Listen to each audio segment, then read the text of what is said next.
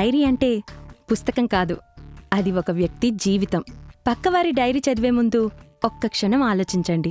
నిన్న డిసెంబర్ 31 రాత్రి నేను నా ఫ్రెండ్స్ అందరితో కలిసి బాగా ఎంజాయ్ చేశాను. అందరికీ ఫోన్ చేసి హ్యాపీ న్యూ ఇయర్ విషెస్ చెప్పాను. కానీ కార్తిక్కి మాత్రం కాల్ చేయలేదు. ఈరోజు కూడా ఆఫీస్లో వర్క్ బ్యాలెన్స్ ఉండేసరికి ఆఫీస్కి వెళ్ళాను. రోజంతా వర్క్తోనే సరిపోయింది. బాగా అలసిపోయాను. ఇప్పుడే అమ్మా నాన్నలతో కలిసి భోంచేశాను. ఇక పడుకోవాలి.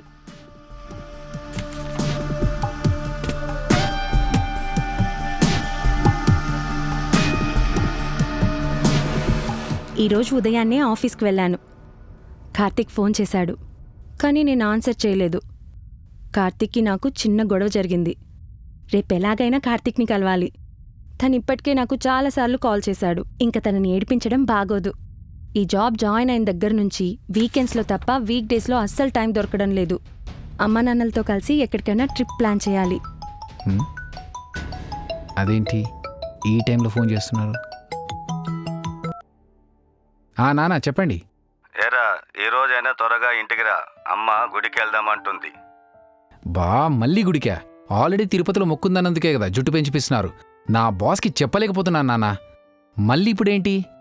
ఇప్పటికి 3 సార్లు పూజ మిస్ చేసావు. ఈ రోజు రాలేదనుకో, మీ అమ్మ సంగతి తెలుసు కదా, సంపేస్తుంది. అయినా అమ్మ పిచ్చి కాకపోతే పూజలు చేస్తే పెళ్ళవడం ఏంటి నాన్న? నన్ను పెళ్లి చేసుకునే ధైర్యం ఏ అమ్మాయికి లేదు. నాకు పిల్లనిచ్చే దమ్ము అంతకన్నా లేదు. నాకు ఫ్రెండ్స్ కంటే శత్రువులు ఎక్కువ ఉన్నారు నాన్న. Please understand. సరే, మీ అమ్మకి ఇస్తున్నాను, మాట్లాడు. వద్దొద్దు, అమ్మకేమి ఇవ్వద్దు ఫోన్. నేనే వచ్చేస్తానులే టైంకి. బాయ్.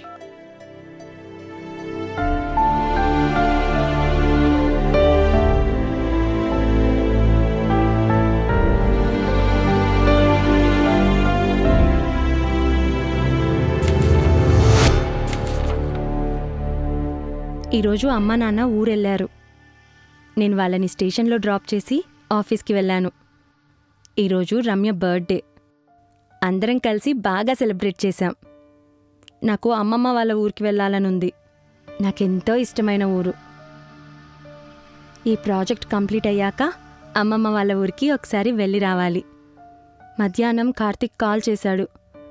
ఈరోజు కూడా వర్క్ ఎక్కువగా ఉండడం వల్ల కాల్కి ఆన్సర్ చేయలేదు. రేపెలాగైనా కార్తిక్ని కలవాలి.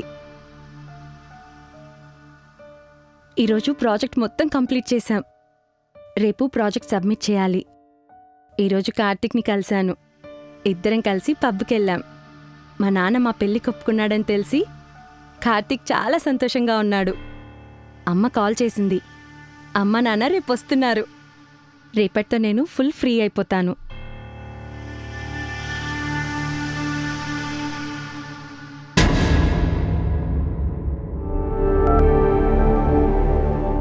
అబ్జర్వేషన్. సంధ్య లైఫ్ చాలా బాగుంది. తనకు లవర్ కూడా ఉన్నాడు, జాబ్ ఉంది, ప్రేమించిన అబ్బాయిని పెళ్లి కూడా చేసుకోవాలనుకుంది. పేరెంట్స్ కూడా ఒప్పుకున్నారు. కానీ ఆత్మహత్య చేసుకోవడానికి కారణం ఏంటి?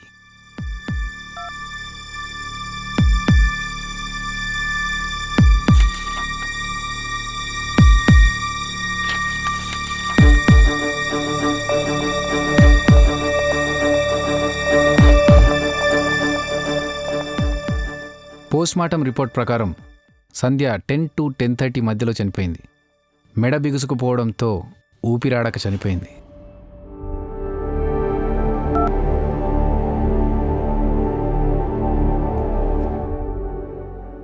రాజు, ఒకసారి లోపలరా.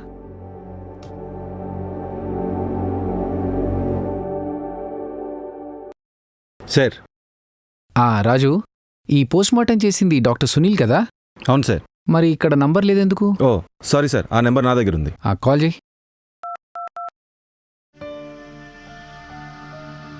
హలో డాక్టర్ గారు, ఒకసారి మా సార్ మాట్లాడతారంట. హలో డాక్టర్, నేను Shiva, special officer, crime branch. ఆ సంధ్య విషయంలో నాకు కొన్ని డౌట్స్ ఉన్నాయండి. అడగండి సార్, చెప్తాను.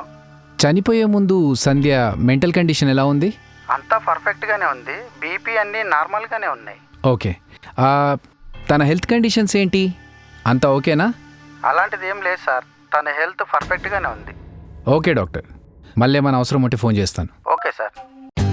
For more updates, like, comment, subscribe to our channel.